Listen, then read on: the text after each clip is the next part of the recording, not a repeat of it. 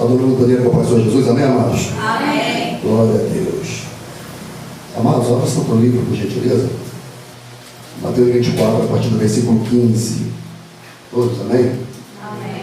Diz assim a palavra do Senhor: quando, pois, virdes que a abominação, a desolação de que falou o profeta Daniel, que está no lugar santo, quem lê, que entenda. Então os que estiverem na Judéia fujam para os montes, e quem estiver sobre o telhado não desça a tirar alguma coisa de sua casa, e quem estiver no campo não volte atrás a buscar as suas vestes, mas ai das grávidas, das que amamentarem naqueles dias. E orai para que a vossa fuga, grave bem essas palavras aqui, tá? 16. Então os que estiverem na Judéia que fujam para os montes. Versículo 20. Orai para que a vossa fuga não aconteça no inverno, nem no sábado, porque haverá então grande aflição, como nunca houve desde o princípio do mundo até agora, nem tampouco haverá jamais. Até aqui, louvado seja o nome do Senhor. Pode se sentar, amados. Glória.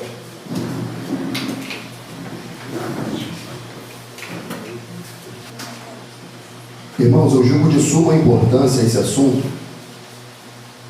como também foi o assunto da quinta-feira passada.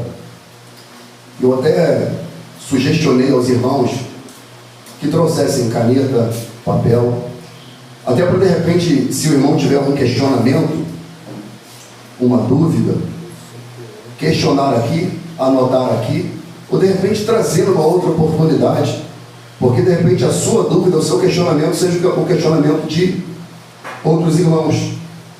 Então eu julgo importante que você traga, desde então na quinta-feira, um caderno, um bloco de nota, a caneta, para que você possa rasurar, anotar o que você julga importante, porque é necessário. Primeiro que a nossa mente, ela nos sabota. Então, quando você deixa no papel ali, não tem como você ser sabotado. Irmãos, nós vamos hoje discorrer pelas Escrituras sobre esse assunto aqui. A doutrina do escapismo. Algum irmão julga, sabe o que é? Quem sabe o que é, levanta a mão. Ninguém sabe o que é. Ninguém nessa igreja. Julga não, pastor? Eu penso que o escapismo seja essa fuga que está falando a palavra, de fugir, de sair. Literalmente. Sim. Literalmente. Eu acho até que vocês não saibam porque esse nome não existe. Porque quem deu esse nome foi eu. Quem deu esse nome foi eu. Uma doutrina que eu não julgo nem uma doutrina, mas é a forma de falar. A doutrina porque é um ensino. Como é um ensino? Uma doutrina. A palavra doutrina significa ensino. Mas é um ensino que, irmãos, sinceramente, na verdade é uma corrente filosófica, né? É um pragmatismo, que, quando difundida, causa muito desconforto. Causa e causou muito desconforto. Primeira coisa que eu quero que os irmãos entendam é o que a Escritura diz em 2 Pedro, capítulo 1, versículo 20. Sabendo primeiramente isto, que nenhuma profecia da Escritura é de particular interpretação, porque a profecia nunca foi produzida por vontade de homem algum, mas os homens santos de Deus falaram inspirados pelo Espírito Santo. O que o apóstolo Pedro ele quer dizer? Que a Escritura ela não pode ser interpretada baseada em achismo, em opiniões pessoais. Ela não pode ser interpretada fundamentada em sensacionalismo, terrorismo escatológico ou o perigoso argumento de que Deus me falou. É um perigoso argumento. Porque quando alguém diz, amado, Deus me falou, você fica sem base para dizer, se foi Deus, então tá bom. Se foi Deus, então tá bom. E aí a gente tem que recorrer às Escrituras para fundamentar a nossa caminhada de fé sobre o que a Bíblia diz sobre o profeta. e quando o profeta ele libera uma profecia.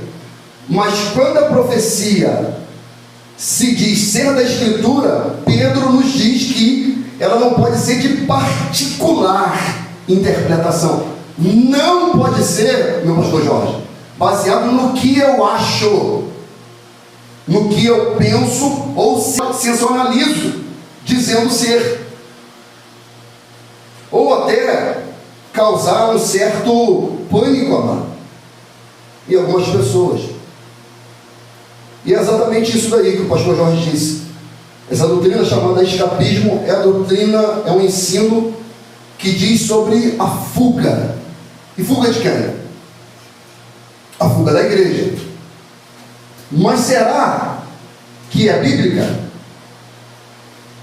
O que realmente a Bíblia diz sobre isso, amado? Será que haverá um momento em que nós, como igreja de Cristo, teremos que fugir? Quando? Para onde? Por quê? E será que, para onde iremos, estaremos 100% seguros? São perguntas que a gente deve fazer. Eu fiz.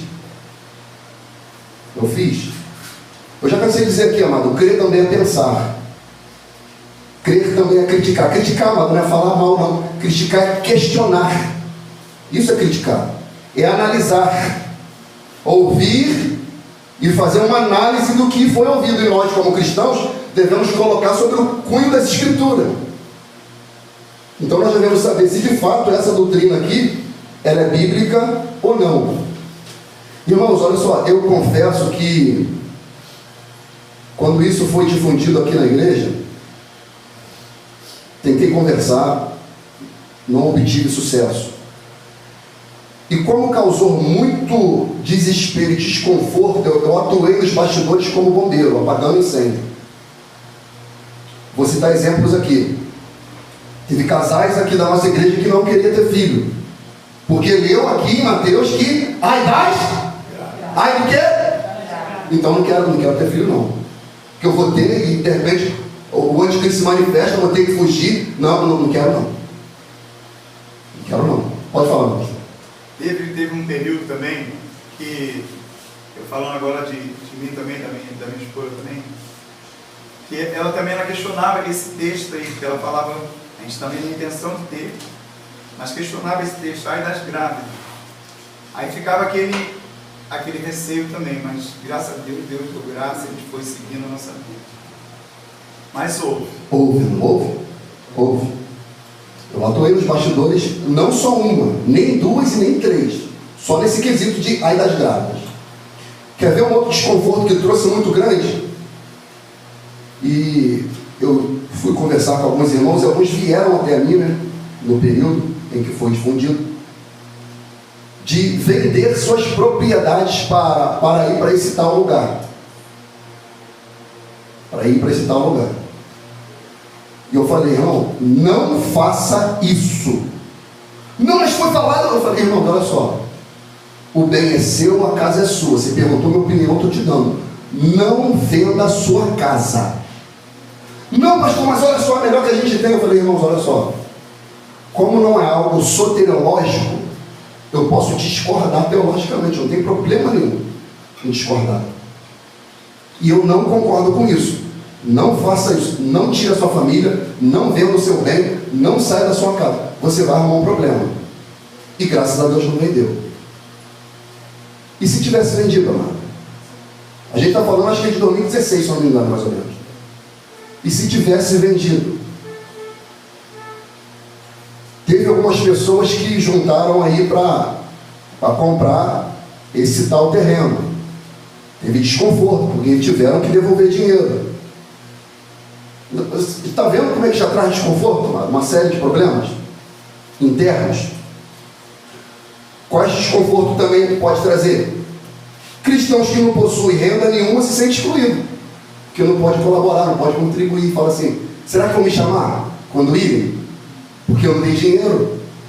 Será que eu vou poder participar? Porque eu não tinha dinheiro para participar, não tinha condições. Falar, amado, enquanto não acontece nada. Não, se acontecer a gente vai te levar. Amém. Mas na hora, será que vai?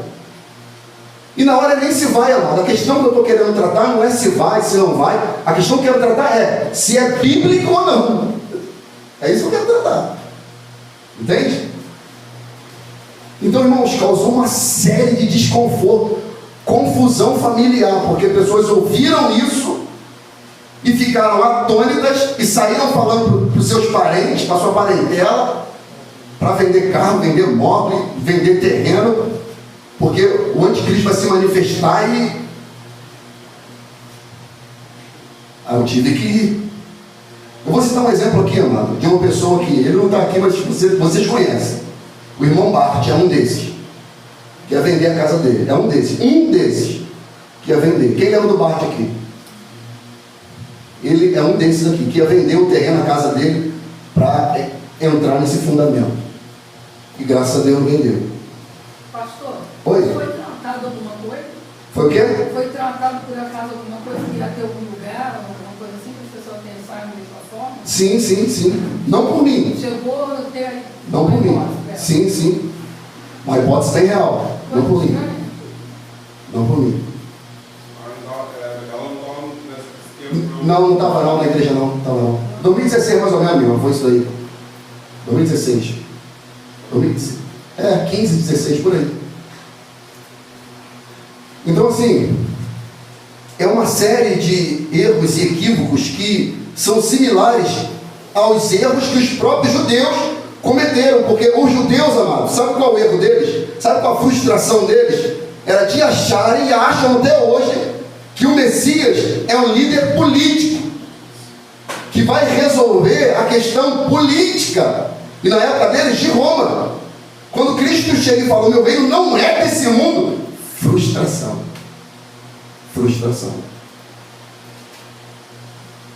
A libertação que Cristo veio trazer para nós, amado, é uma libertação espiritual. É uma libertação espiritual. Esse tipo de fundamento ele contraria até o próprio Evangelho. Que o Evangelho ele é acessível a todos, independente de classe social. O Evangelho é. Essa doutrina não. Até porque, amados, a gente tem que ter a compreensão bíblica, teológica, de quando nós falamos de escatologia, irmão, olha só, eu falo isso com toda a sinceridade do meu coração, não me traz pavor nenhum falar sobre escatologia ou volta de Jesus, amado. Mas eu acredito que alguns irmãos têm um certo desespero, medo até. E as Escrituras não falam isso. As Escrituras não apresentam isso. Ó, por exemplo, Jesus Cristo disse em Mateus 5,10: bem-aventurados que sofrem perseguição por causa da justiça, porque deles é o reino dos céus. Bem-aventurados sois vós quando vos injuriarem e perseguirem, e mentindo disserem todo mal contra vós, por minha causa. Exultai, alegrai-vos, porque é grande o vosso galardão no céu, porque assim perseguiram os profetas que foram antes de vós. Então Jesus ele diz que quando esse evento acontecer é para nós exultarmos, termos, amados irmãos, um sentimento alegre, e não de tristeza, não de medo, de pânico. Não deve ser isso, amado. Não deve ser. E se tem algum equívoco, eu chamo até de uma escatologia terrorista que causa pânico. Causa desconforto. Não vou ter filho, não vou vender, não vou fazer, vou falar com meus parentes e vai causando desconforto. Não junta alimento porque disso e daquilo, e quem não tem dinheiro para juntar? É excluído por Jesus? Não vai ser salvo? Ou a gente se protege com as nossas próprias forças? É isso, mano? Se escondendo? É isso que a Bíblia diz? Está vendo um monte de questionamento que eu estou fazendo? Eu já fiz, mano. Está vendo? Um monte de perguntas. Então assim, nós devemos se submeter à vontade de Deus e sermos bíblicos. Jesus Cristo disse, Lucas 9, 23 e 24, e dizia a todos: se alguém quer vir após mim, negue-se a si mesmo, tome a cada dia a sua cruz e siga-me, porque qualquer que quiser salvar a sua vida, o que a Bíblia diz? Perderá. Opa, comprar um terreno, me isolar, me proteger, o que eu quero fazer? Salvar a minha vida. E Jesus diz, vai perder. que Jesus diz que vai perder? Porque eu estou colocando a garantia da minha salvação nos meus méritos, nas minhas capacidades de me isolar, de comprar um terreno e esse terreno não ser encontrado pelo satélite, é GPS que fala, não, é satélite, né? É satélite mesmo. Pelo satélite, ou por drones até hoje. Em 2016 a gente nem falava de drone aqui. Agora tem drone. Então Jesus ele diz: qualquer que quiser salvar a sua vida, perderá, mas qualquer que por amor de mim perder a sua vida, a salvará. Então o contexto do texto de Mateus 24, a primeira coisa que a gente deve entender é que ele fala de um contexto tribulacional. Entende? Contexto da grande tribulação. Jesus Cristo disse aqui que esse evento nunca houve e nem tampouco haverá. Grande aflição, como desde o princípio do mundo até agora. Nunca. Então o que Jesus quer dizer é: esse evento é um evento único na história, não tem parâmetro. A grande tribulação não tem parâmetro histórico, não existe. Teve slides similares, só para a gente ter mais ou menos uma noção, mas não tem parâmetro. A Segunda Guerra Mundial, a invasão do ano 70, não tem parâmetro. Jesus disse: nunca houve e nem tampouco haverá. É algo inédito que ainda não aconteceu. É a primeira coisa que a gente tem que ter em mente. E quanto à fé em Cristo, nós devemos ter a consciência de que, dentro do período tribulacional ou até fora dele, nós fomos chamados não somente a crer em Cristo, mas também a padecer por Ele. Filipenses 1:29. Não somente crer, mas também a padecer. E sobretudo não ter um espírito de medo, mas de fortaleza, como diz 2 Timóteo 1:7. Porque Deus não nos deu espírito de temor, ou seja, de medo, mas de fortaleza, de amor e de moderação. Equilíbrio. Equilíbrio. E faltou equilíbrio. Faltou equilíbrio em muita gente, em muitos irmãos. Faltou equilíbrio. Desconforto, vários. Meu irmão, estou falando de muito desconforto, não é pouco não, gente. Mas pastor, por que você está falando isso agora? Porque essa igreja precisa ser sarada. E pessoas de perto e de longe precisam ser sarados. Irmãos, a gente se julga ser uma igreja bereana, mas eu desconfio disso. Eu acredito sim que a gente tem mais conhecimento do que a maioria das igrejas por aí. Pode ser. Se sentar qualquer um membro daqui e eu boto minha mão no fogo, qualquer um membro de uma outra igreja aí, de repente, você vai ter mais conhecimento bíblico do que qualquer um outro dele. Mas análise crítica, eu julgo que a gente não tem. Eu julgo que a gente não tem. Vamos ver, Atos 17, abre aí. Olha como é que o bereano erra. Alguém lê para mim, por favor. Eu estou com a minha língua muito machucada, estou com meus lábios bem machucados. Garganta inflamada, ou querendo inflamar. Atos 17. Atos 17. Atos 17 pode ser o versículo 10 e 11, amigo. Alto e bom som, meu amado irmão. E logo os irmãos enviaram de noite Paulo e Silas a Bereia. E eles, chegando lá, foram à sinagoga dos judeus. Ora, estes foram mais nobres do que os que estavam em Tessalônica, porque de bom grado receberam a palavra. Opa, de bom grado eles receberam a palavra. Opa, recebo. Palavra de Deus, recebo. Continua. Examinando cada dia das Escrituras, se essas coisas eram assim.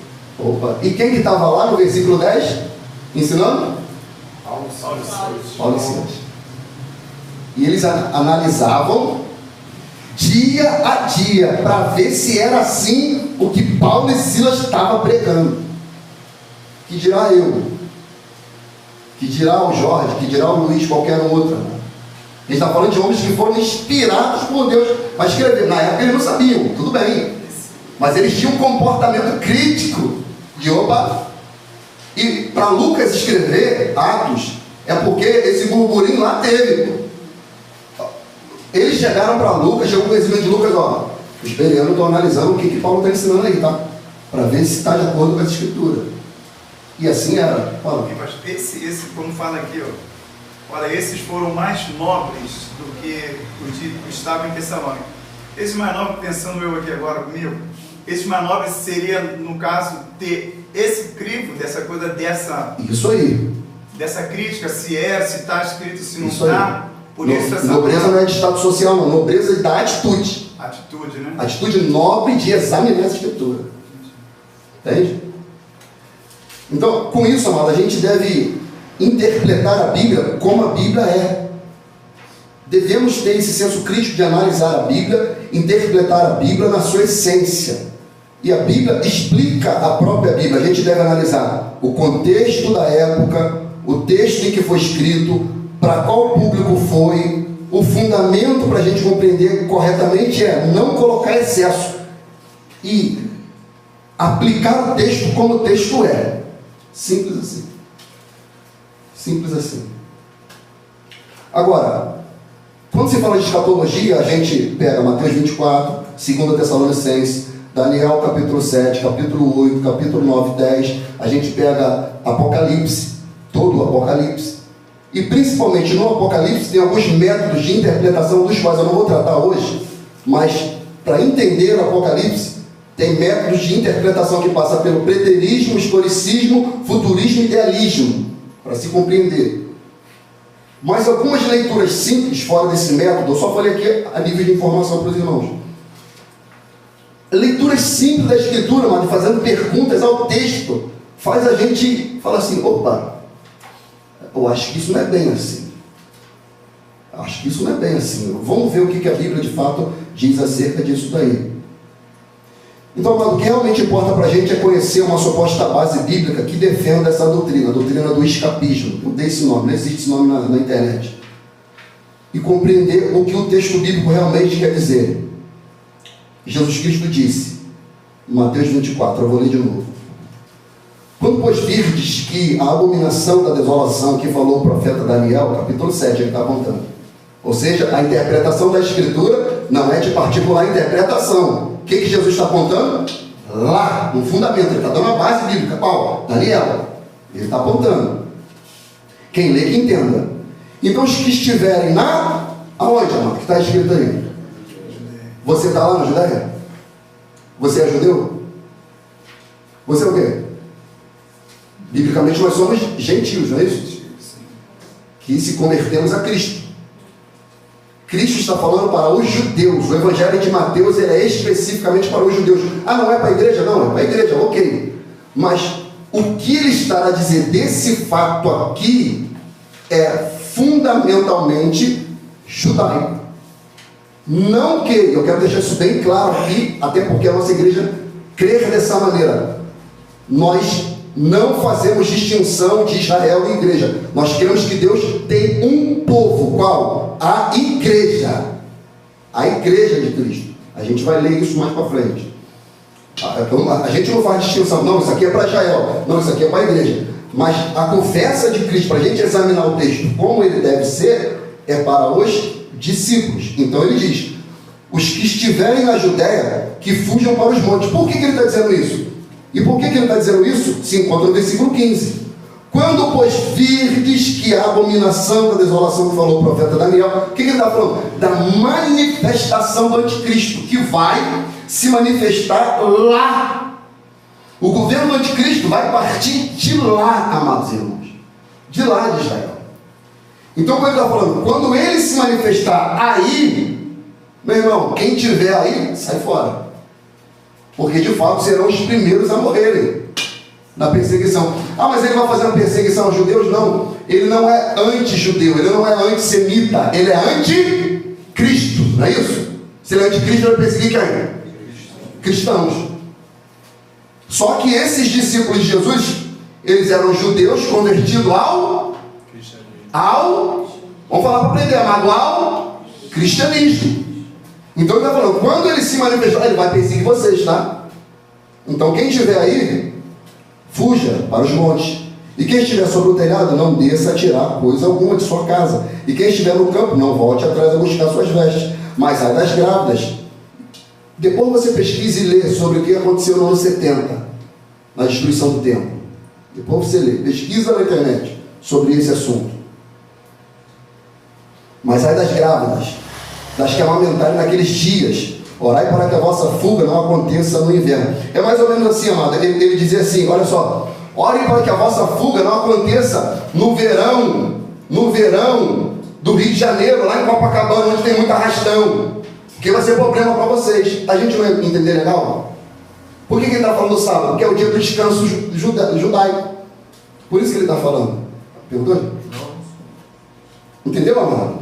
Então o que Cristo está querendo dizer é, ele está falando de elementos que eles entendiam muito bem.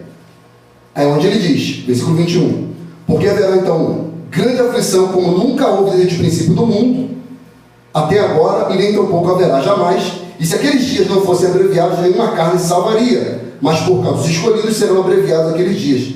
Acontece também outra referência. Em Lucas 21, 20 e 21, diz assim, eu vou ler. Mas quando vir Jerusalém cercada de exércitos, sabei então que é chegada a sua desolação. Então os que estiverem na Judéia fujam para os montes, e os que estiverem no meio da cidade, que saiam. E os que estiverem nos campos, não entrem nela. Agora, nós temos que fugir? É nós? É realmente a gente? A igreja? Nós aqui, brasileiros, cariocas, magienses, somos nós? Para onde? E para onde nós vamos? De fato, nós estaremos seguros. Então, assim, esse texto aqui, ele é fundamental para, entre aspas, fundamentar essa, eu chamo de pseudo-doutrina, onde os cristãos, no período tribulacional, eles vão buscar refúgio em lugares afastados, como sítio, campo, monte, e se necessário for comprar essas regiões e juntar alimentos. Ela está aqui, eu não preciso, ela está aqui. Pergunta a ela se a gente comprou 5 quilos de arroz desde então quando foi comprar. Compramos, filho? Ah, pastor, porque você não tinha condição? Também, não tinha não. Eu vou comprar para comer ou guardar, das duas uma. Eu falei, é melhor comer. Melhor comer. Tem condição de comprar para comer e para guardar, não. Melhor comer. Eu vou comer, irmão. Sabe por quê, amados? Se eu não me engano, 1 Coríntios 5:7. O justo viverá da fé. Nós andamos por fé e não por vista. Por aquilo que se vê, pelo concreto. E quantos desconfortos teve por causa dessa questão de juntar alimento? Ah, pastor, então não pode? Se você quiser juntar alimento, faça, mano. Se você puder, faça. Não te proíbo não, mano. Uma questão climática, uma questão pandêmica, uma situação de guerra, de repente tem uma crise financeira e econômica, isso salva. Mas isso não garante a salvação. Salva por algum período. Não garante a salvação. Quando a gente começa a dizer que para a gente se salvar num período tribulacional, é bom a gente comprar um lugar, opa! Aí já começa a ser estranho. Oi? Vamos supor, essa pessoa juntou 300 quilos de alimento. Aí vai ter que fugir para carregar como? Tem que comprar um caminhão primeiro. Tem que comprar um caminhão primeiro. Aí vamos lá, vai comprar o caminhão. Passa o exército. Irmãos, entenda uma coisa. Será que por mínimo que seja, e não é, será que por mínimo que seja um grupo de pessoas juntos, fugindo para algum determinado lugar, não vai chamar atenção? Vocês acreditam que não vai? Primeiro a gente vai tem que pegar a rodovia. A rodovia hoje é toda monitorada. Não vamos chamar atenção? Vocês acreditam? Segundo, celular abre de qualquer coisa que ser jogado fora. Porque o satélite vai rastrear e vai achar. Vocês entendem? E é tão difícil, pastor. Vocês vai que cisma de estar no Rio de Janeiro e querer subir um morro desse, é cheio de tiro.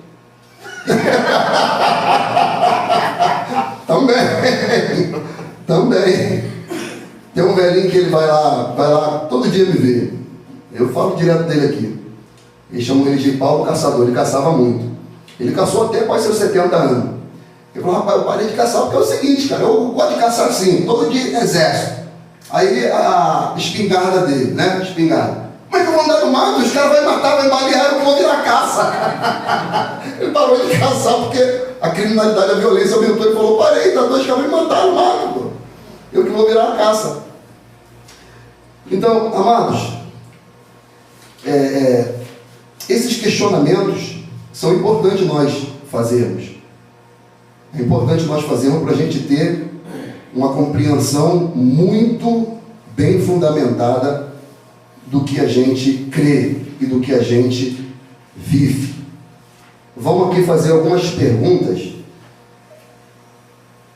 dentro desse texto aqui que a gente precisa fazer.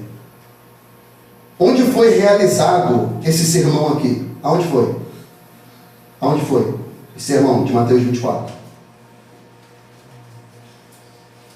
Se for rápido, abre a Bíblia aí. Mateus 24, abre aí. Versículo 1. No tempo? Saindo.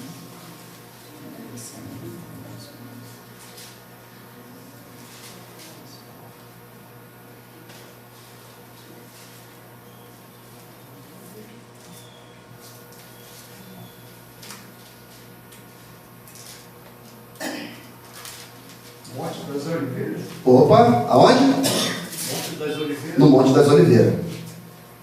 Então, isso aqui é importante. Por quê? Jesus, ele saía do templo, ele observava a estrutura magnífica, e os discípulos olharam para ele e falaram, olha, mestre, como é que é bonito isso aqui e tal. E Jesus falou, vai ficar pedra sobre pedra. E aí sim, Jesus inicia o seu sermão profético, falando, por que Jesus está nesse local e ele fala o que fala? Primeiro, é a região onde o anticristo se manifestará, e será aonde ele voltará e pisará. Zacarias capítulo 14, e no próprio Evangelho de Mateus 24 ele diz sobre isso daí. E ele vai destruir o anticristo. Então é por isso que ele fala isso ali, isso ali, é por isso que ele diz, porque vai ser nessa região onde o anticristo ele vai se manifestar. Então, quem estiver próximo dessa estrutura de governo do anticristo, que vai ser uma estrutura complexa, onde todas as nações vão estar subservientes a ele, ali será o epicentro do problema. Então, quem está perto daquele problema ali tem que fazer o quê? Realmente tem que sair fora. E você acha que todos vão conseguir sair ainda? Também não vão.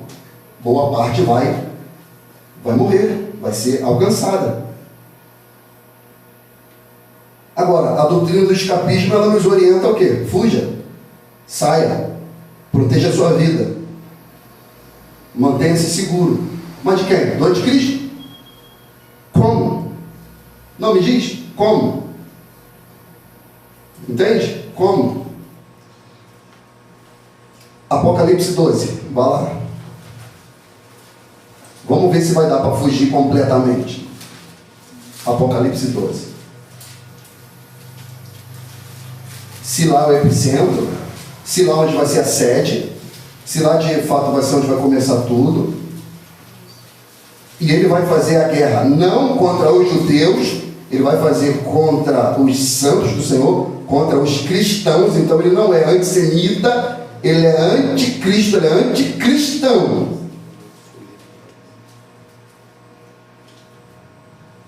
Vamos lá. Apocalipse 12. Deixa eu abrir aqui.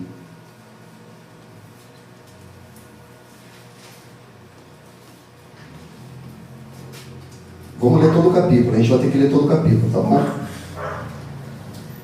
E viu-se um grande sinal no céu, uma mulher vestida do sol, tendo a lua debaixo dos seus pés, e uma coroa de 12 estrelas sobre a cabeça. Estava grávida com dores de parto e gritava com ânsias de dar à luz. E viu-se outro sinal no céu, e eis que era um grande dragão vermelho, que tinha 7 cabeças e 10 chifres, e sobre as cabeças 7 diademas, e a sua cauda levou após si a terça parte das estrelas do céu, e lançou-as sobre a terra. E o dragão parou diante da mulher que havia de dar à luz, para que, dando ela à luz, lhe tragasse o filho. E deu à luz a um filho, um varão, que há de reger todas as nações com vara de ferro. E o seu filho foi arrebatado para Deus e para o seu trono. E a mulher fugiu para o deserto. Opa! Aí quem lê aqui, né?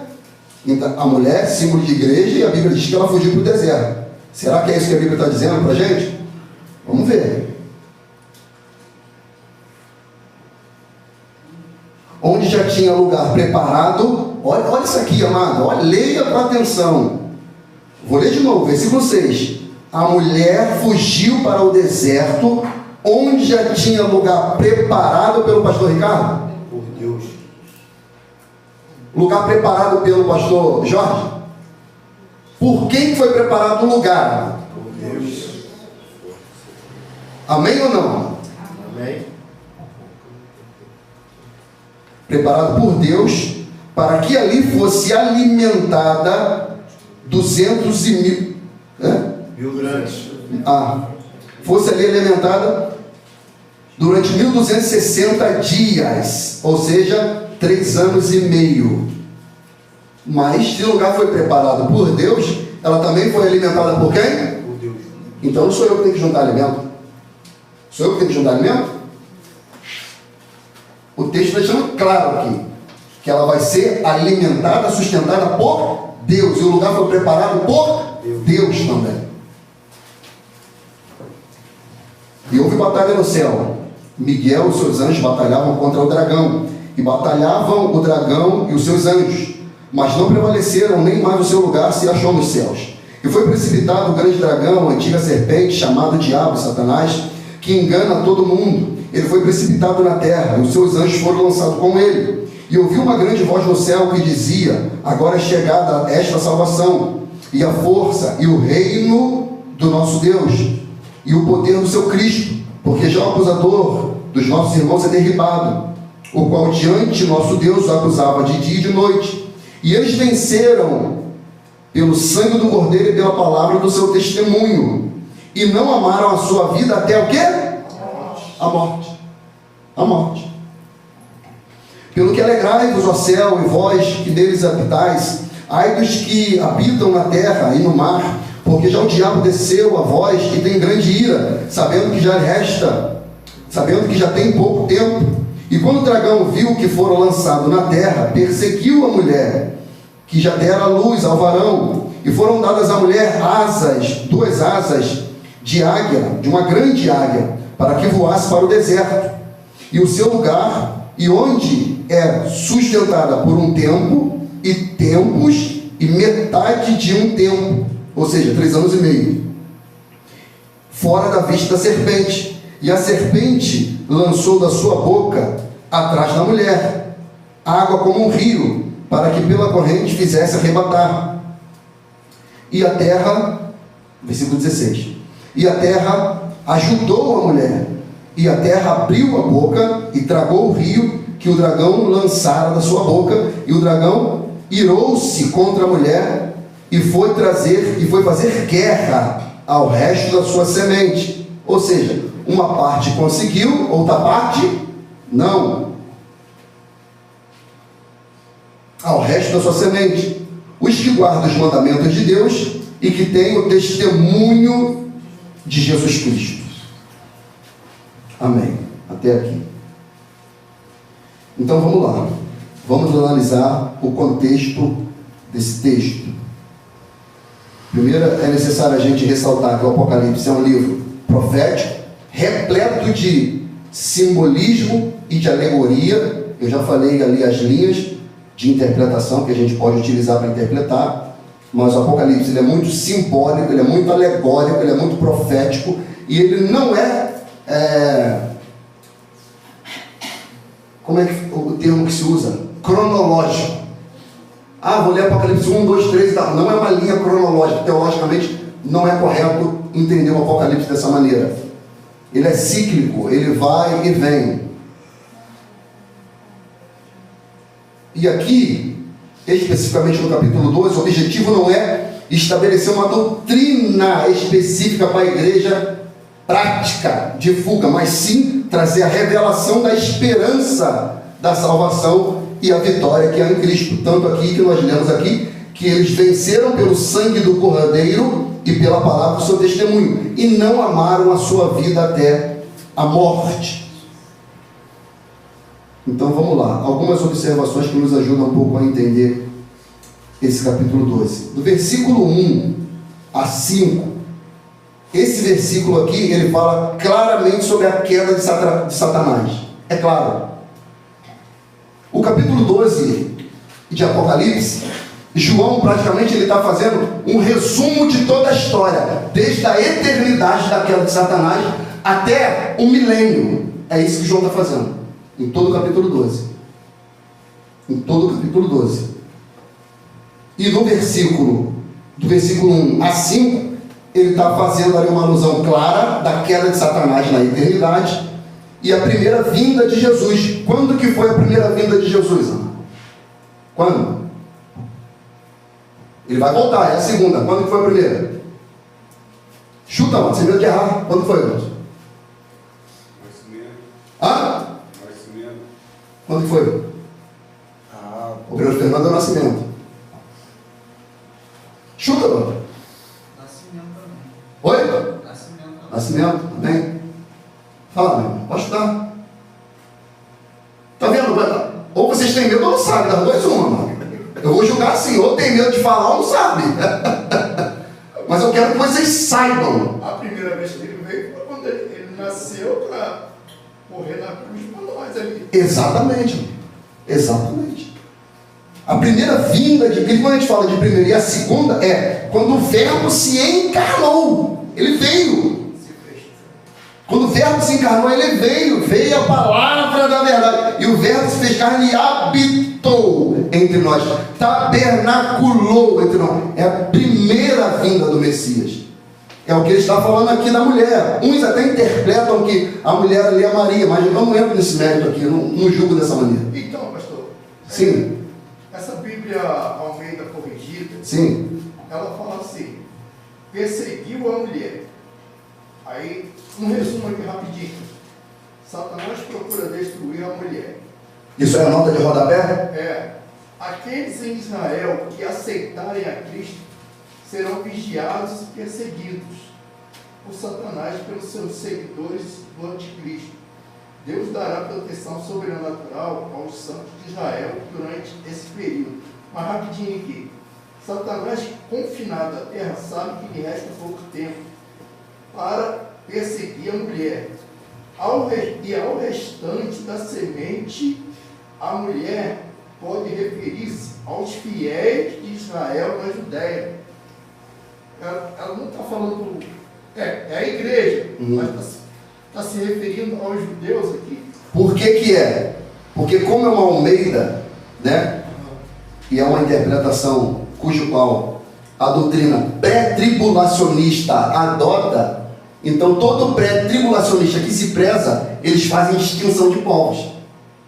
Eles fazem distinção do judeu e da igreja. Não, é os fiéis, mas ele fala, mas são a igreja? Não são, mas são judeu. Então você fala, vai judeu ou a igreja?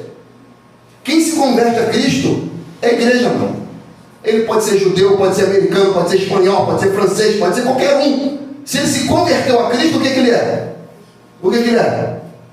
Cristão, ele é a igreja. Mas aí, por exemplo, a pessoa que não tem entendimento, igual a gente aqui, cristão do Brasil, lê um negócio desse aqui, deve pensar assim, pô, então a gente tem que fugir para o deserto.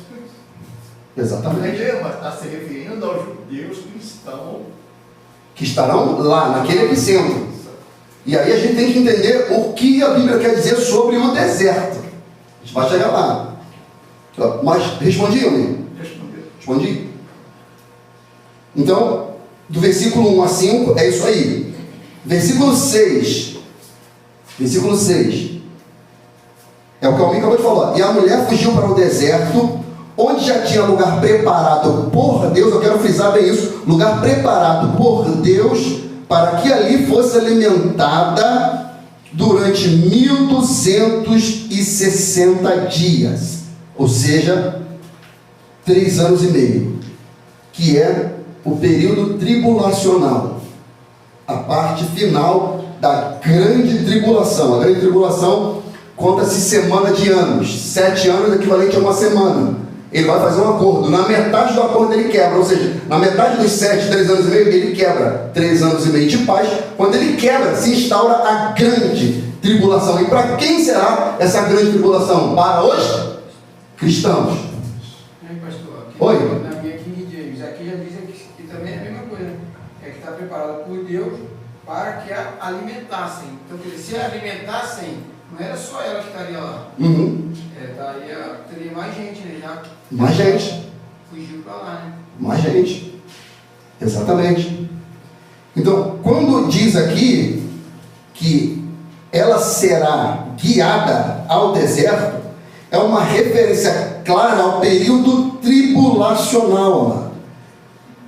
Então, eu creio que Apocalipse 12, esta mulher aqui, eu não vou fazer descrição dela, a gente vai fazer isso numa outra oportunidade, que essa mulher aqui, sim, é a igreja, sim, ela é o povo de Deus, e sim, ela de fato vai ser perseguida pelo anticristo, sim. Agora, quando nós entendemos que essa mulher, ela é a igreja, e aí o pré-tribulacionista, ele fica meio que de mãos atadas, porque se ele reconhecer que é a igreja, ele tem que reconhecer que a igreja também vai passar pela... Mas ele não quer aceitar isso. Ele pula, fala, não, mas a igreja não vai. Não, mas você não crê que essa mulher quer a igreja? Aí eles vão e pulam para essa jogada aí, amigo. Não, mas é para os judeus fiéis, é os santos do Senhor. Mas quem é o povo do Senhor é o povo santo, é quem crê em Cristo. Pastor, vamos me tirar uma dúvida aqui. Sim. Aí a gente entende que a volta de Jesus, né? Jesus fala que vai levar o povo dele primeiro, quando vier, né, para a salvação, né? Levar o... Aí nessa situação aqui ainda não aconteceu isso. Perdão, repete de novo. Nessa situação que a gente está aqui, né, estudando agora, não aconteceu isso. A igreja vai passar pela grande tribulação. Sim. Vai ocorrer todos os apertos até que Jesus ainda tire o povo dele, né? Sim, a sim. Bíblia diz que ele vai resgatar primeiro o povo dele. Sim, né? sim. Para ele fazer, permitir toda a destruição. Sim. Então, até então, tem que passar por essa situação. Sim, é o texto bíblico que diz. A gente vai entrar nisso daí.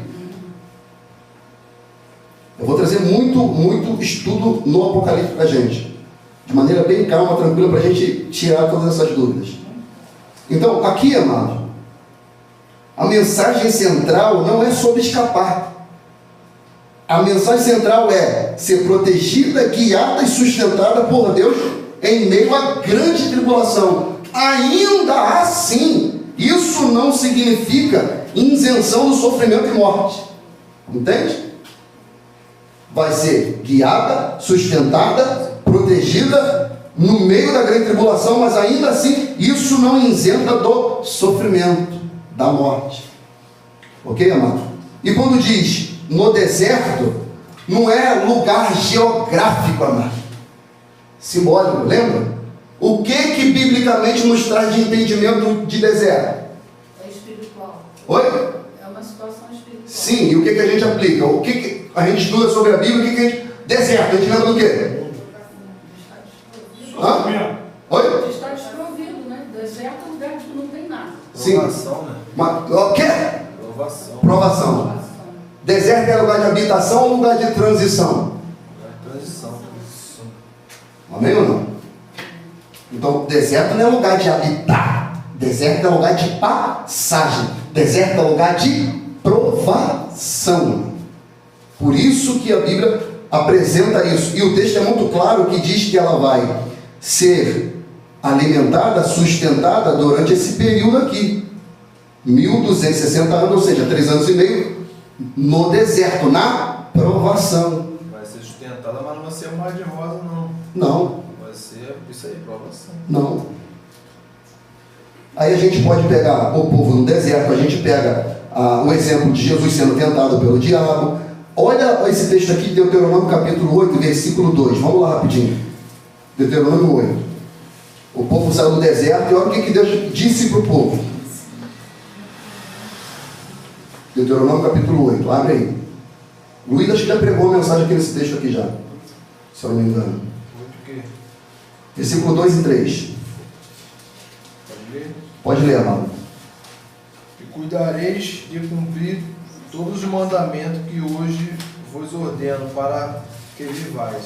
E vos multiplicarei, e entrareis e possuais a terra que o Senhor prometeu sob juramento a vossos pais.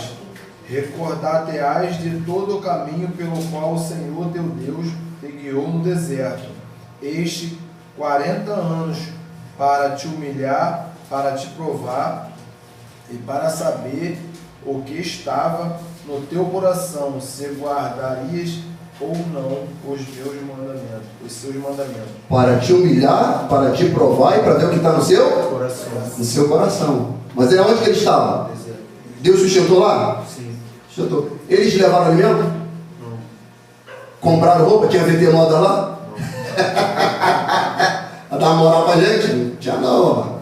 Comprar um sapatinho de quadrado, salto de madeira, não ali tinha? Hã? Tinha também não. O que Deus fez? Sustentou o povo dele lá. O sapato cresceu no pé e a roupa no corpo. O tecido não envelheceu. E Deus enviou maná e codorna.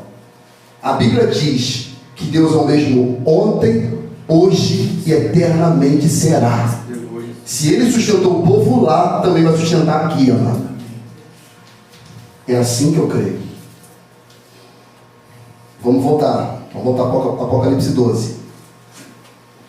Versículo 7 e 8 relata aqui a guerra que aconteceu no céu, ok?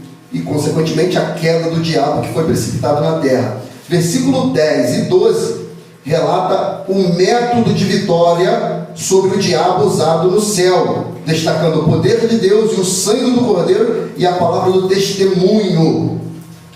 Versículo 11.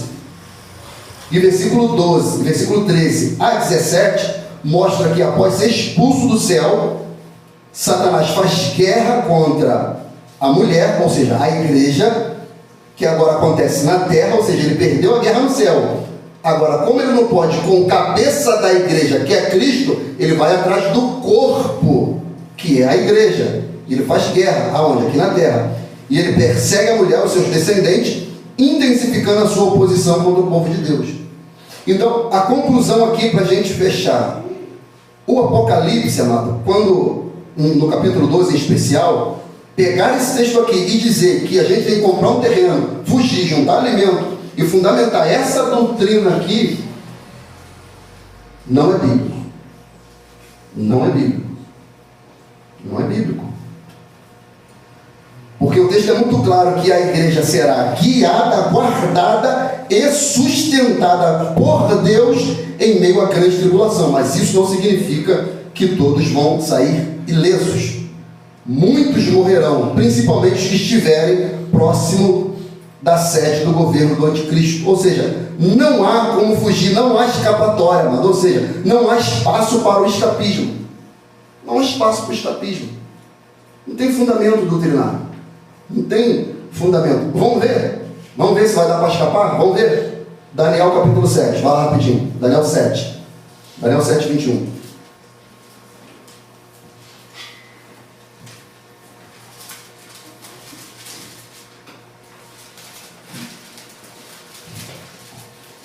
Deixa eu ver aqui se falta muito aqui para mim, de repente, dar uma corrida. Pode ler? Pode ler, meu irmão. Eu olhava e eis que essa ponta fazia guerra contra os santos. Essa ponta aí, no caso, é o anticristo, tá, mano? Fala do anticristo. E ele fazia guerra contra quem? Os santos e os vencia. Opa, ele faz guerra e faz o quê? Vence. Venci. Continua. Até que veio o ancião de dias. Esse ancião de dias é quem, mano? Jesus. Quem é? Jesus. Foi dado juízo aos santos do Altíssimo. E chegou o tempo em que os santos possuíram o reino. Opa, reino, amado, presta atenção aqui, olha para mim. Invariavelmente, quando fala de reino, evangelho do reino, possuíram o reino, regerá as nações com vara de ferro, aponta para o milênio, que a igreja vai reinar junto com Cristo. E a gente vai ver aonde que vai ser esse reino, se é no céu, se é na terra. Amém? Continua aí, por favor. Disse assim: o quarto animal será o quarto reino da terra. Esse é o 24, amém? 23. 23? Pode pular para o 25. E proferirá palavras contra o Altíssimo, e destruirá os santos do Altíssimo. Aí, só aumenta, amém. Quando o pré-tribulacionista ele lê isso daí, ele fala: não, mas é o judeu. O povo de Daniel era quem? É os judeus. Ele está contra os judeus. Mas, amado, o texto é muito claro que não há distinção de povos. Por mais que Deus tenha uma aliança com Israel, qualquer judeu que se converter a Cristo, ele vai se tornar um cristão. É isso que eles não entendem. E essa visão aqui era a visão do futuro, não era naquela época. Ele estava tendo uma visão. Ele está na visão escatológica. Continua, mano. E cuidará em mudar os tempos e a lei, e eles serão entregues nas suas mãos por um tempo e tempos e metade no tempo. 3 anos e meio. Então o que o anticristo ele vai fazer? Ele vai mudar os tempos e a lei. Para quê? Para perseguir de maneira legítima o povo santo do Senhor. Quem é? Israel? Não, a igreja. E vão ser entregues na mão deles por um tempo e tempos, 2 anos. E metade de um tempo, 3 anos e meio. Pula a folha, Almir. Leia, por favor, já que você está aí. Daniel 8, 24. E se fortalecerá a sua força, mas não pelo seu próprio poder. Ele destruirá maravilhosamente e prosperará. Opa, calma aí, só um momento. Eu vou te interromper para fazer pergunta. Aqui, ó. E se fortalecerá a sua força, mas não pelo seu próprio poder. De quem o anticristo vai obter poder? Da parte de quem, irmão? Da parte de quem? Hã? Da parte de quem? Da parte de quem, mas? Satanás. Está lá em 2 Tessalonicenses, a gente vai ler. Pode continuar, homem. E prosperará e fará o que lhe aprover. E destruirá os fortes e o povo santo. Amém. Amém, amém. Aí, até aí. E destruirá os fortes e o povo santo. Agora vamos ver se é Israel a igreja. 1 Pedro 2,9. Texto conhecido. Mas vós sois a geração eleita, o sacerdócio real, a nação santa. Então não é igreja, então não é Israel, é a igreja. Nação santa. Povo adquirido para que anuncieis a virtude daquele que vos chamou das trevas para a sua maravilhosa luz. Vamos ver se a Bíblia mostra a distinção entre povo, Israel ou a igreja, ou se em Cristo agora é um só povo. Efésios 2, vai lá.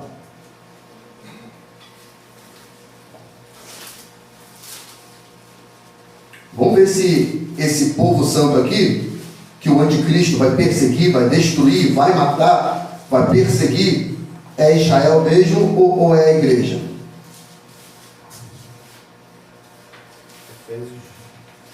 Efésios 2 pode ser versículo 11 até o 14. Portanto, lembrai-vos de que vós, noutro tempo, eres gentios na carne, e chamados incircuncisão, pelos que na carne se chamam circuncisão, feita pela mão dos homens. E quem são esses daí? Os que são chamados circuncisão? Os judeus, ok? Continua. Pela mão dos homens. Que naquele tempo estáveis sem Cristo. E só um momento. E circuncisão é símbolo de quê? Símbolo de? Não, aliança, ok? Só que essa aliança aí era a lei, então era feita pela mão dos homens. E a aliança de Cristo, a aliança em Cristo é feita por quem? Por Cristo, pelo sangue de Cristo. Continua, mano. Chamam circuncisão feitas pela mão dos homens. 12. Que naquele tempo estavam sem Cristo, separados da comunidade de Israel, e estranhos aos concertos da promessa, não tendo esperança e sem Deus no mundo. Mas agora, em Cristo Jesus, vós que antes estáveis longe, já pelo sangue de Cristo chegaste perto. Opa! 14. porque Ele é a nossa paz, o qual de ambos os povos fez um, e derribando a parede de separação que estava no meio, na sua carne. Essa parede aqui de separação era, aqui no templo tinha uma parede que separava os gentios do santo, eles não tinham acesso.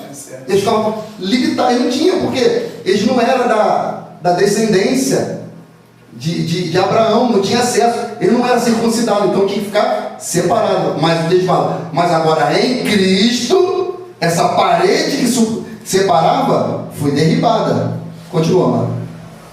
A parede de separação que estava no meio, na sua carne, desfez a inimizade, isso é, a lei dos mandamentos, que consistia em ordenanças para criar em si mesmo dos dois um novo homem, fazendo a paz, e pela cruz reconciliar ambos com Deus em um corpo, matando com ela as inimizades. Em um corpo. E que corpo é esse? A igreja. Pula, meu amado, pastor. Pro 19 a gente... 19? É. Assim que já não sois estrangeiros, nem forasteiros, mas concidadãos dos santos e da família de Deus. Amém. Então, grave essas palavras aqui, Assim que já não sois estrangeiros, nem forasteiros, mas concidadãos dos santos. Lá em Daniel estava santo. Aqui, santo. Apocalipse 13, vamos ver o que está. Apocalipse 13, pula. Vai lá para o finalzinho da sua Bíblia. Vamos ver se a igreja é esse povo santo. Que os pré-tribulacionistas dizem que não é. É os judeus, não é a igreja não.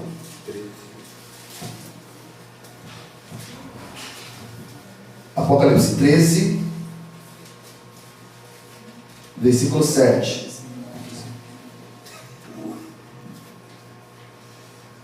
Aqui é o anticristo.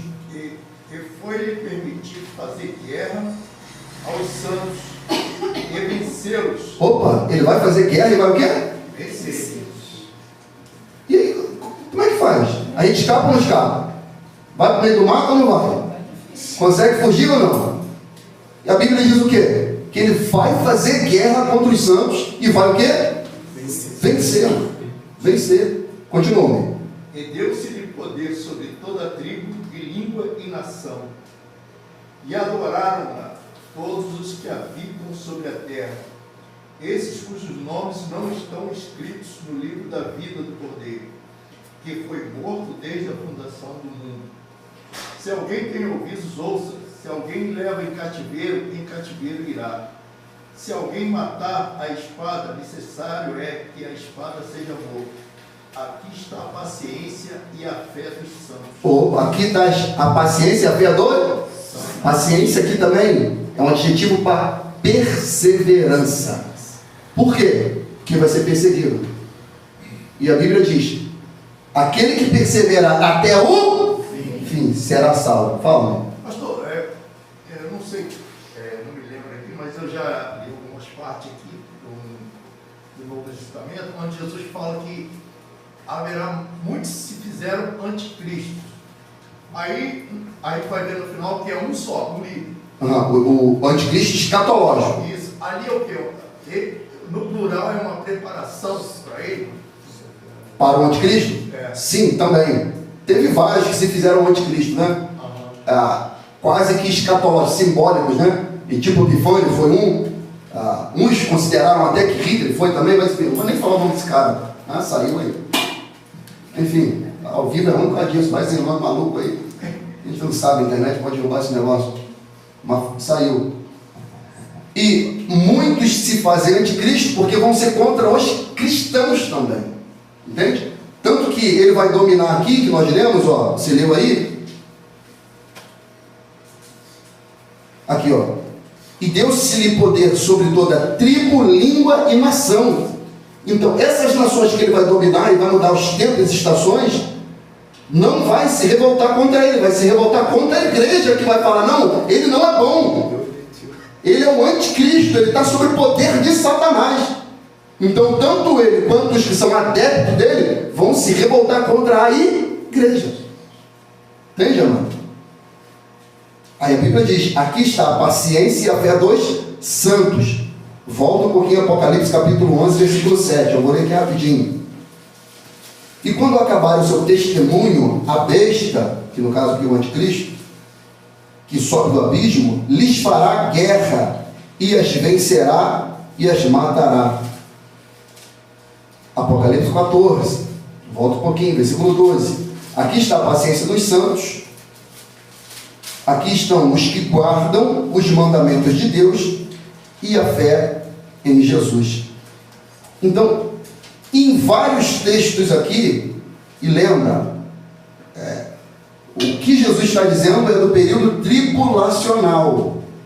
Nós somos uma igreja, doutrinariamente, que cremos que nós somos uma igreja pós-tribulacionista. Depois eu vou trazer um estudo aqui, por que nós somos pós-tribulacionistas. E vou trazer vários argumentos aqui, porque nós somos pós-tribulacionistas.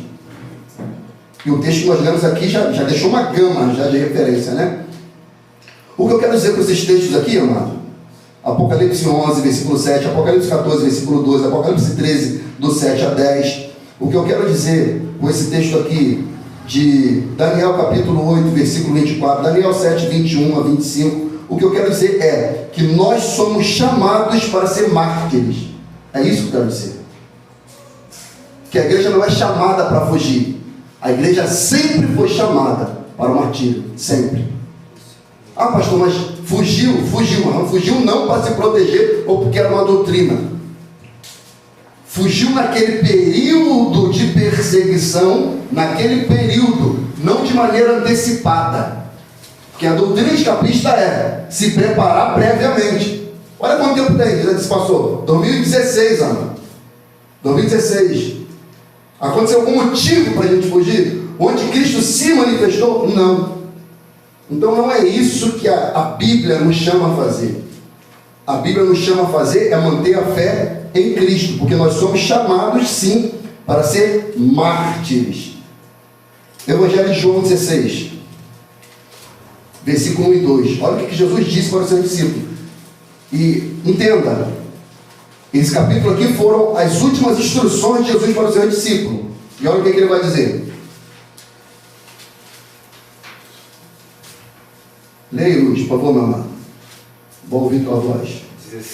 16, versículo 1 e 2. Tenho-vos dito essas coisas, para que vos não escandalizeis. Expulsar-vos-ão das sinagogas. Vem mesmo a hora em que qualquer que vos matar poderá fazer um serviço a Deus.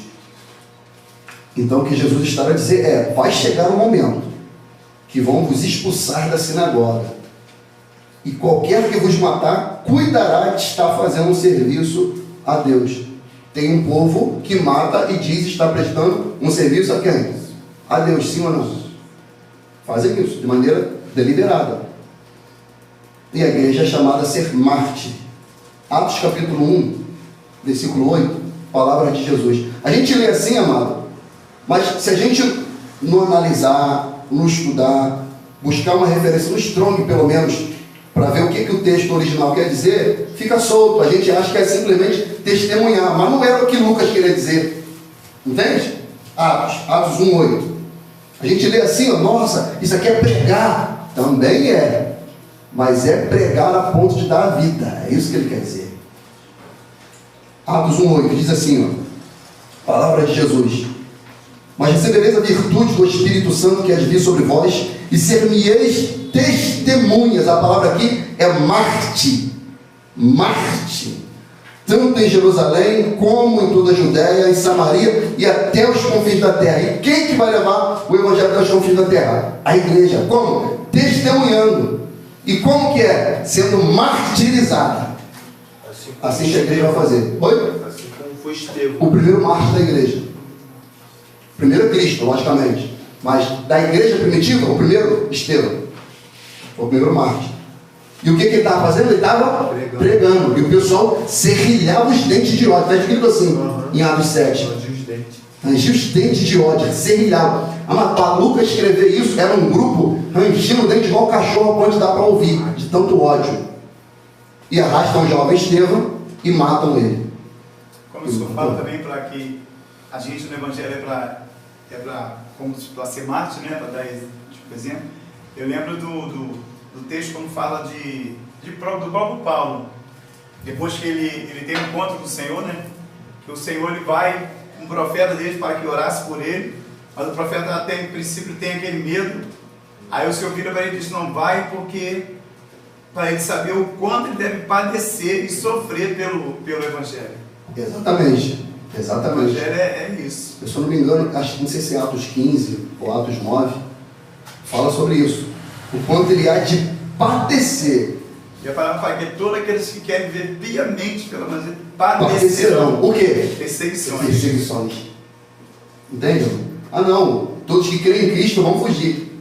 Vão levar, Glamael, 30 quilos de alimento. Meu carro não está aguentando nem eu, amado. Todo ruim, meu carro escancalhado, não está aguentando nem eu. É um baú maior para botar na minha moto. Entende, amado? Então nós somos chamados para ser mártires, amado. Romanos 8,36 diz: como está escrito, por amor de ti, somos entregues à morte todo dia. Fomos reputados como ovelha para o matadouro. Para o matadouro. Minha irmã, olha esse texto aqui. Minha irmã Sandra. Se a igreja passa ou não passa pela grande tribulação. Esse daqui também já responde um bocado. Abre lá em Apocalipse, a gente vai ler Apocalipse capítulo 6, capítulo 7 e o versículo capítulo 20 também. E aí a gente já está terminando já. Ih, rapaz, tem um bocado de coisa aqui ainda. Gente, você que já estava acabando. Mas estou quase lá, acho que vai dar tempo. Acho que vai dar tempo. Apocalipse 6, versículo 9. E havendo aberto o quinto selo, vi debaixo do altar as almas dos que foram mortos por amor. Olha a importância da palavra, amado. Foram mortos por amor da palavra de Deus e por amor do testemunho que deram, da postura mártir que deram. Versículo 10.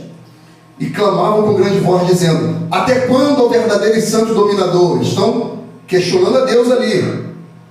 Não julgas e vingas o nosso sangue dos que habitam sobre a terra. Versículo 11.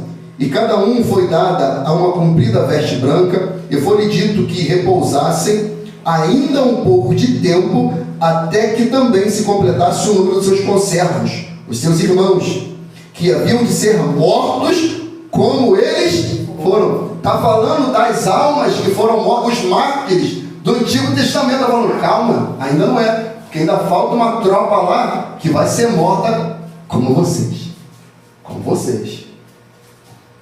Capítulo 7, pula um pouquinho. Capítulo 7, versículo 13 e 14. E um dos anciãos me falou, dizendo: estes que estão vestidos de vestes brancas, quem são? De onde vieram? E eu disse: Senhor, tu sabes. E ele disse-me: estes são, olha aí, irmã Sandra, estes são os que vieram de grande tribulação e lavaram as suas vestes e as branquearam no sangue do Cordeiro. Da onde que estão vindo? Da grande tribulação. Apocalipse 20, versículo 4. E vi tronos, e assentaram-se sobre eles aqueles a quem foi dado o poder de julgar. E vi almas daqueles que foram degolados pelo testemunho de Jesus e pela palavra de Deus, e que não adoraram a besta, o anticristo, a besta, nem a sua imagem, e não receberam o sinal na testa nem na mão, e viveram e reinaram com Cristo durante 1000 anos, milênio. É onde a igreja vai reger as nações com vara de ferro. E hoje eu estou quase acabando. Tessalonicenses, vamos lá, é importante esse texto aqui. Meu pastor, me ajuda só um pouquinho, meu pastor. Leia para mim, por favor. Primeiro? Segunda TS 2, do versículo 1 a 4.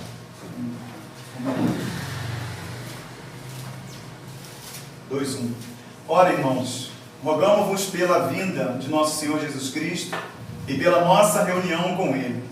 Que não vos movais facilmente do vosso entendimento, nem vos perturbeis, quer por espírito, quer por palavra, quer por epístola, como de nós, como se o dia de Cristo estivesse já perto. Opa, só um momento.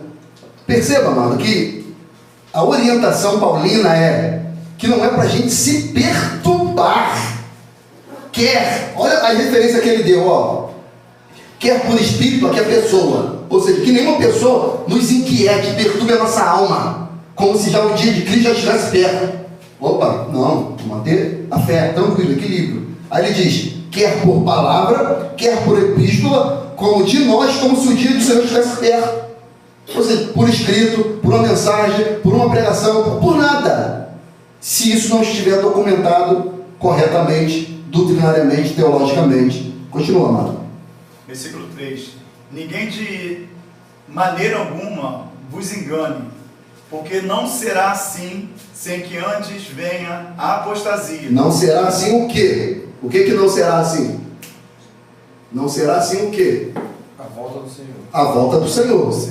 Exatamente. A volta do Senhor o quê? A sua segunda vinda, o seu retorno. Continua. Ou seja, olha só, amado. Para Cristo voltar, a Bíblia vai dizer o que deve acontecer para ele voltar. Por exemplo, não será assim. A vinda de Cristo, a parousia, a vinda de Cristo, a parousia, não será assim, sem que, fala.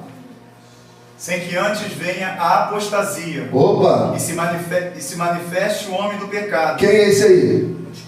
O anticristo. O filho da perdição, o qual se opõe e se levanta. Aí ele pergunta, eu gosto de perguntar para vocês pegar a mensagem, igual o professor, captaste a vossa mensagem? Lembra desse? Irmão, ó, escuta. Versículo 3 que você está, né? Isso. Porque não será assim sem que antes venha a apostasia e se manifeste o homem do pecado, o filho da perdição. Ou seja, se ele está falando que a volta de Jesus não será antes que aconteça uma apostasia generalizada e se manifeste o homem do pecado, significa, subentende, que a igreja verá o anticristo, sim ou não? Se ela verá o anticristo, significa que ela vai atravessar a grande tribulação, porque nós vemos versículos anteriores, capítulos anteriores, que essa pessoa, o anticristo, ele vai perseguir os santos, ele vai fazer guerra aos santos, a Bíblia diz, vai vencer. Vencer significa o quê? Ele vai prevalecer por um período, mas ele vai ser destruído. Continua, amado. O qual se opõe e se levanta contra tudo o que se chama Deus, ou que se adora, de sorte que se assentará como Deus, no templo de Deus, querendo parecer Deus. Amém. Volta só um pouquinho, 2 TS, capítulo 1, versículo 5 e diante, meu pastor. Versículo 5. Vamos lá, Zóia. Prova clara do justo juízo de Deus, para que sejais ávidos por dignos do reino de Deus, pelo qual também padeceis, se de fato é justo diante de Deus, que dê em paga tribulação aos que vos atribulam, e a vós que sois atribulados, descanso conosco, quando se manifestar o Senhor Jesus, desde o céu, com os anjos do seu poder. Então, quando que a igreja vai ter descanso? Hã? Não, na glória, mas quando especificamente? No texto aí, ó, exegese, amado. Vamos lá. Você acabou de ler, ó. Quando Jesus descer do céu. Quando Jesus se manifestar. Para Paulo escrever isso, eles estavam questionando, quando que a gente vai ter alívio da tribulação? Estão nos perseguindo, nos matando, Paulo. Nossos irmãos estão morrendo, estamos perdendo esposa, família, terreno, cara, estão perdendo tudo, emprego, a vida. Quando que a gente vai ter descanso? Aí, calma. Olha só, se de fato é justo, versículo 6, diante de Deus que dê em paga a tribulação aos que vos atribulam, e a vós que sois atribulados, descanso conosco, quando se manifestar o Senhor Jesus desde o céu com os anjos do seu poder.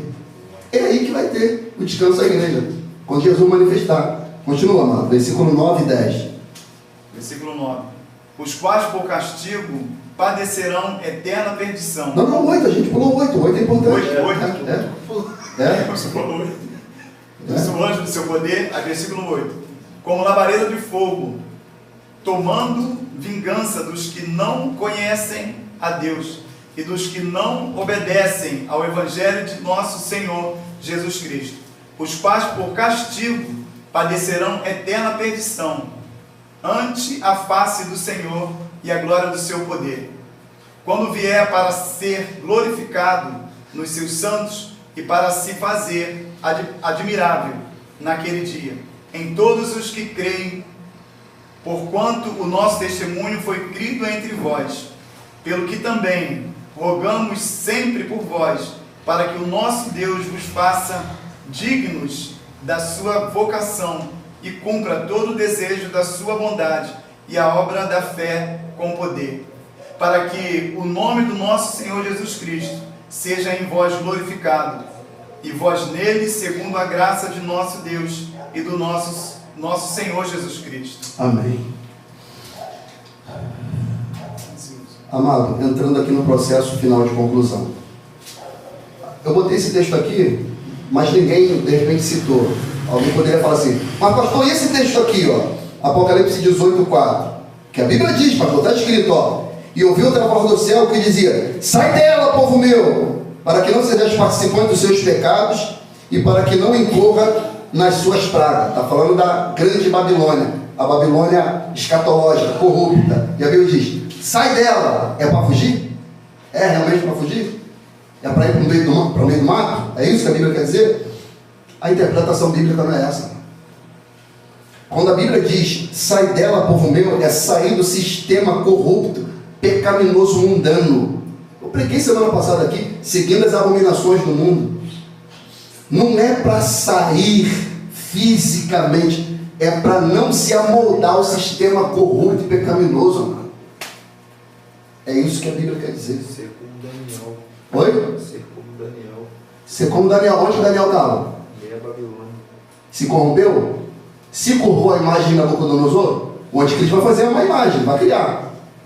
O mesmo cenário. A história se repete, mano. Agora, vamos ver quem vai ficar de pé e quem vai se curvar.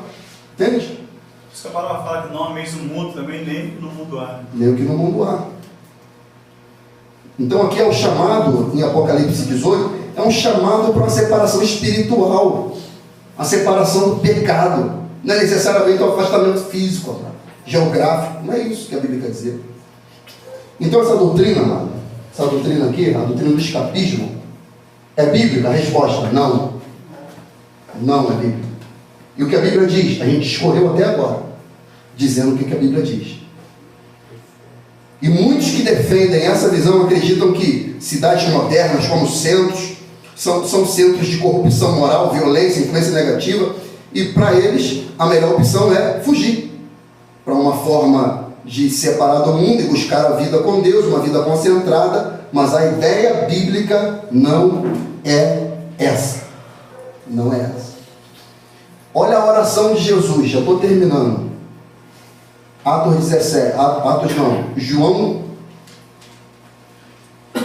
João 17,14 em diante. Olha o que Jesus diz. Oração de Jesus. É a oração sacerdotal de Cristo. E disse-lhes a tua palavra, eu nos odiou, porque não são do mundo, assim como não sou do mundo. Não peço que os tire do mundo, mas que os livre do mal. Aqui é o quê? Mal aqui é o quê? O original aqui é do maligno. Ele está falando, não peço que tire vocês do mundo, mas que livre vocês do maligno. 16. Não são do mundo, como eu do mundo não sou. Santifica-os na verdade, a tua palavra é a verdade. Ou seja purificado através das escrituras, da palavra, e você vai resistir, você vai ser firme. Então, amado, essa autossuficiência de comprar terreno, juntar alimento, é uma autossuficiência que para mim ofende até a santidade de Deus. Ofende a santidade de Deus. Essa superproteção física, ela não tem nada a ver com a orientação espiritual das Escrituras, que nos orienta a crer e permanecer fiéis a Deus, ainda que a perseguição e a morte ela chegue até nós. Nós devemos entender que Jesus nos disse que chegará um momento em que qualquer que nos matar cuidará de estar prestando serviço a Deus. Mas ele terminou no Evangelho de João 16:33: tenho-vos dito isso, para que em mim tenhas paz. No mundo tereis aflição, mas tende bom ânimo, eu venci o mundo. João, escrevendo a sua epístola, ele disse, 1 João 5:4 e versículo 5: porque todo aquele que é nascido de Deus vence o mundo, e esta é a vitória que vence o mundo, a nossa fé. E quem é que vence o mundo, senão aquele que crer que Jesus é o Filho de Deus? Eu creio, amado. Eu creio. E a verdadeira separação para os tempos difíceis não está, amado, em posses materiais, mas numa fé sólida e na confiança plena em Deus e na sua palavra. E eu termino com esses dois textos aqui maravilhosos. Palavra de Jesus e palavra de João. Lucas 9, 23 e 24. E dizia a todos: se alguém quiser vir após mim, negue-se a si mesmo. Tome a cada dia a sua cruz e siga-me. Porque qualquer que quiser salvar a sua vida, perdê-la. Mas qualquer que por amor de mim perder a sua vida, salvará. 1 João 2,25. Esta é a promessa que ele nos fez: a vida eterna. Amém, amados? Pensei que não terminaria, terminei. Às 21h03, para a glória de Deus. Alguma dúvida, amado? Ficou ainda alguma dúvidazinha sobre essa questão? A certeza de que ter Cristo é o melhor caminho. É o melhor caminho. Tecer um comentário, pastor. Pode tecer, fica à vontade. É muito esclarecedor, no caso, esse estudo de hoje, porque às vezes é mais fácil para nós, vou me incluir também nisso, a gente se assentar em cima de uma doutrina, de uma palavra que foi dada, e a gente se acomodar com aquilo, ao invés de ser nobre, como falou dos bereanos ali. Hoje eu falo por mim, que eu não sou nobre, não fui nobre. Porque às vezes, como eu disse, a gente assenta num lugar, a gente deixa aqui, e aquilo vai entrando justamente dentro de cada um de nós, a gente vai aceitando certas coisas. Sim. Quando a palavra diz para a gente examinar a Escritura. Examinar. Meu pai sempre falava comigo: você toma muito cuidado com aquilo que as pessoas elas falam para você. Procura sempre buscar na palavra do Senhor se é verdadeiramente aquilo que o Senhor Ele quer para a sua vida, Ele quer que você faça, para você não se deixar ser levado por vento de doutrina. Vento de doutrina. O que é vento de doutrina? Nem algo sólido, amado. Você consegue pegar o vento? Não. Agora, a doutrina sólida de Cristo, ela te dá base. Ela te coloca num lugar seguro. Agora, o vento de doutrina te coloca literalmente no vento, amado. Amém. Causando escândalo, confusão, divisão, separação. Causa tudo isso. Entende? Algum questionamento? Amado? Só em relação ao anticristo, mais uma vez. Por exemplo, alguém faz uma lei lá, que tem pessoas do mesmo sexo se casar. Sim. Aí é contra a vontade de Deus, contra a lei de Deus. Sim. Ali é uma preparação do anticristo. Já todo um processo. A Bíblia diz que o espírito da iniquidade já opera. Então, assim, por que já opera? Porque é um espírito maligno, um espírito de Satanás, que manipula as pessoas, as mentes, para mudar. A Bíblia, a gente leu em Daniel que ele vai mudar os tempos e as leis. Ele vai mexer na Constituição. Agora, a Constituição de Israel, não. A Constituição dos Estados Unidos, não. A Constituição do Brasil, não. A Constituição global, porque vai ser um governo global. Entende, amor? E quem não se enquadrar nessa ética constitucional será perseguido. O cara já está na terra, ele só não botou a cara ainda. Assim, eu nem digo que o anticristo já está na terra, é difícil a gente afirmar isso. Mas a igreja vai perceber quando essa pessoa se manifestar. Porque sempre assim, começa um evento político, alguma coisa, ó, o anticristo, ó, é o genro do Donald Trump, é Macron, ó, é o Papa. Aí a gente começa, mas esse um montão de loucura, mas desculpa, é loucura, gente. Ah, não, o Papa fulano de tal, eu não sei o que, Macron, e vai estudando um atrás do outro. Erdogan, ele vai Vai ter falando. certeza quando ele se manifestar. Foi lido aqui, né? É. Aí vai ter certeza. Então, quando a Bíblia diz, quando ele se manifestar, a igreja vai saber. A igreja não vai ficar adivinhando, chutando, profetizando, nada disso.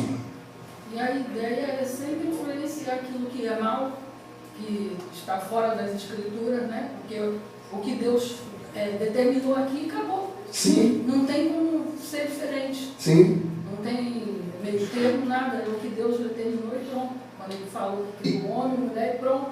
É. E a ideia que estão passando aí, que é normal ser homossexual, ser isso, não tem nada disso. Sim. E a orientação paulina foi, não se perturbe, quer por espírito, ou seja, uma persona, quer por epístola, como se de nós tivesse escrito, quer por ninguém, irmão. Porque não será assim, sem que antes se dê a apostasia e se manifeste o homem da perdição. A gente vai ver o homem da perdição, quer dizer, a gente vai vivo, né? Se estiver vivo, a gente vai ver. Agora, se a gente não tiver, quem tiver, vai ver. Então, entende como é importante isso? Como é necessário compreender isso para ter um ambiente saudável, congregacional? Porque quem passou aqui sabe que foi perturbador, sabe, amado? Só não falou, mas foi. E eu confesso que atuei nos bastidores como bombeiro, apagando incêndio de muita gente. Não foi pouca não, de muita gente. De muita gente. Já acredito que muita gente que talvez passou problemas com família, com parentela. Porque ficou meio assim, assado, e fala com um, fala com o outro, vai criando aquela celeuma. Mas isso é bem antigo, pastor. Quando vocês ainda não existiam, que a gente já estava aqui no mundo, que a gente pertencia à igreja, já se via os movimentos dentro da igreja fazendo esse tipo de coisa. Usavam a televisão como demônio. Aí estava começando, né, a ter um telefone convencional. Tudo era motivo de ser demônio, que Jesus estava voltando e aí a destruição. Era um terror. A gente, daquele tempo lá que a gente se batizou em 89, já era um terror. As pessoas se desesperavam, tinha gente que morria. O coração que se desesperava. Aí faltou ser como quem? Como os bereanos. Como os bereanos. Falta a gente isso. Ser mais crítico. E já cansei de falar aqui, amado.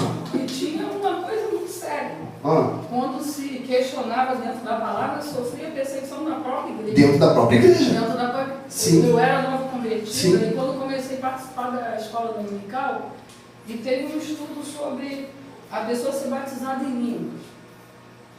E ali na própria palavra se diz que nem todos poderão ser. Nem todos. Né? Que o Senhor vai dar a quem Ele quer. E aí, quando questionei dentro da palavra isso, houve um reboliço dentro da... Mas, irmãos, Deus abençoe aqui, amém? Eu vou terminar o culto aqui com os irmãos, amém? Deus abençoe. Os irmãos conectados. Pode continuar, amém. E aí houve um reboliço, porque eu questionei isso dentro da palavra, estava escrito lá. Que a ideia era passar que todo mundo tinha que ser batizado no Espírito Santo, que tudo que se falava não podia olhar para outra forma,